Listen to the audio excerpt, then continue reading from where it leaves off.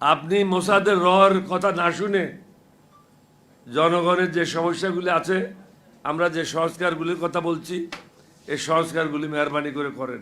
চারিদিকে শত্রু রেখে আপনি দেশ শাসন করতে পারবেন না, কারণ আপনি মনে করেন না আপনি সর্বশেষ প্রধানমন্ত্রী। তথ্যগুলি আপডেট দিয়েছিল মঞ্জুরকে। আপনার সাথে এখন কিছু লোক ঢুকে গেছে যারা মোসাদের সাথে কাজ করেছে, রয়ের সাথে কাজ করেছে। এরা আপনার লোক না। আমরা যারা আছি আমরা আপনাদের বিরুদ্ধে না। আমাদের বক্তব্যটা কি?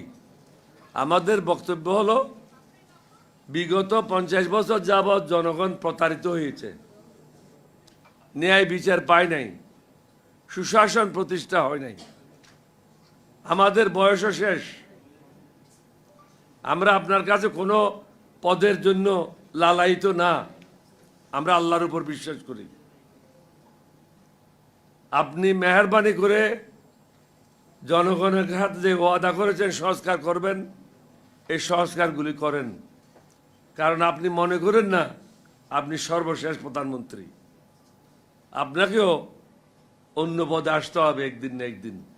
কেউ একই জায়গায় চিরদিনের জন্য থাকে না, তখন আপনার অবস্থাটা কি হবে? সুতরাং সব কিছু বিবেচনায় নিয়ে আমি বারবার বলেছি, শুধু একটাই আপনার আপত্তি থাকতে পারে, যেটা আপনি প্রধানমন্ত্রী হিসাবে দলের প্রধান থাকতে পারবেন না। এটা ছাড়া বাকি কোনো জায়গায় আপনার আপত্তি থাকার কথা না। আমরা বারবার আপনাকে কেন বলছি?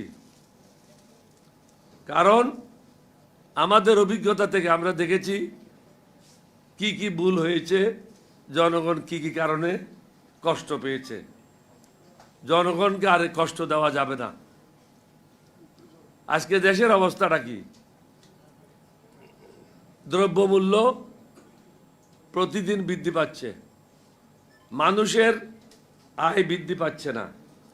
4 দিন না 5 দিন আগে আসছে যে টুথপেস্ট যেগুলো আপনি প্রত্যেক দিন ব্যবহার করেন, এগুলির মধ্যে বিভিন্ন রকম ক্ষতিকারক জিনিসগুলি আছে, অর্থাৎ খাদ্যে বিষ মিশানো হচ্ছে প্রত্যেক দিন। এই জন্য মানুষ বিভিন্ন রোগে আক্রান্ত হচ্ছে। আপনি সেদিকে কোনো মন দিচ্ছেন না। আমি মনে করি অন্যান্য দেশের মতো খাদ্যে যারা ভেজাল দেবে তাদের জন্য মৃত্যুদণ্ড হওয়া উচিত। কঠোর আইন করেন। আমি আগেও বলেছি, শহীদ রাষ্ট্রপতি জিয়াউর রহমান স্বাধীনতা ঘোষণা করার কারণে বাংলাদেশে সকলের কাছে পরিচিতি লাভ করেছিল এবং প্রসিদ্ধ হয়েছিল।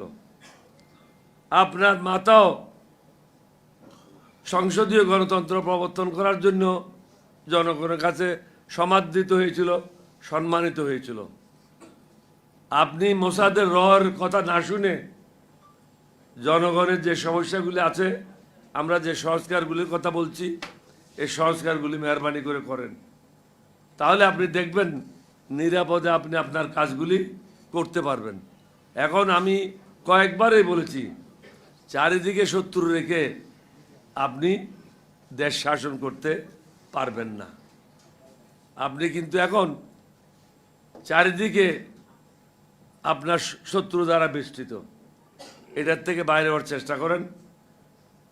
আমরা আশা করব আপনার শুভ বুদ্ধি উদয় হবে, দেশটা সঠিক পথে যাবে।